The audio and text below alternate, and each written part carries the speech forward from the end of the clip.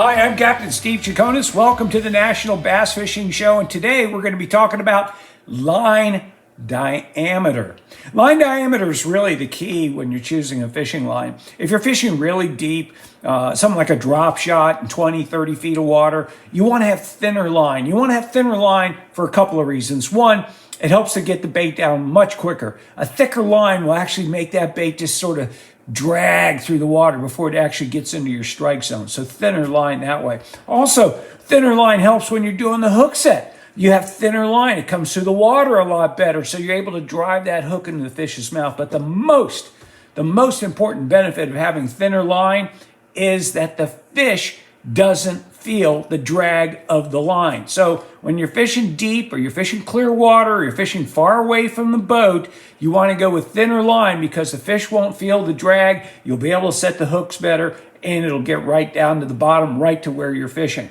Now, thicker line, on the other hand, comes in handy when you're cranking, trying to keep a lipless crankbait over the top of the grass, or a square bill from going too deep. You want to use thicker line to help you. And usually those types of scenarios, the fish are biting a lot harder anyway. Sometimes thicker line might not be 10, 12, 14. It might be 20-pound test where you want to keep that bait on the surface when you don't want it to dive at all. When I'm using a big bodied bait, I want a big bait, but I don't want it to dive real deep, I'll use 20-pound test fluorocarbon to keep it from diving as deep.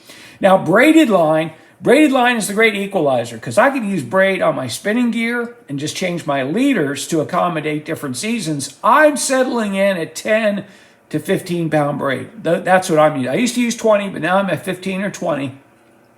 10 or 15. And what I do is I tie leaders. When the water's really cold or I'm fishing very, very deep, I'll use 6-pound test fluorocarbon. I'll also up to 8 and 10. And if I fish around real heavy cover, I'll probably go to fluorocarbon that could be as much as 14 or 16 pound test. One of the things I want to tell you about too is, like on a bait casting reel, braid is great, but occasionally you'll make that caster for no reason. It doesn't backlash. It just sort of stops and you pull out that one loop and then it's fine. The reason it does that is because braid has no memory. So when you move the reel and that braid gets loose, it comes away from the spool a little bit. And then when you wind over that, it kind of catches that loop. So when you go to cast it, that's what's happening. So occasionally when it happens, don't worry about it. It's not you. The only thing I found that I could do to prevent that is from time to time while I'm bringing a bait in, I'll go ahead and make sure I keep that thing tight. So go ahead and spool up with line, but keep in mind, thinner diameter, deeper water, thicker line for shallower water. Use line diameter to your advantage. I'm Captain Steve Chaconis. Thanks for watching. Tell your friends about us. Hit the subscribe button. Also, if you have any questions, comments, or suggestions, get in touch with me at nationalbass.com. Check out my website, nationalbass.com, and you'll find the latest news and information from the tackle industry, also some of my more recent fishing reports.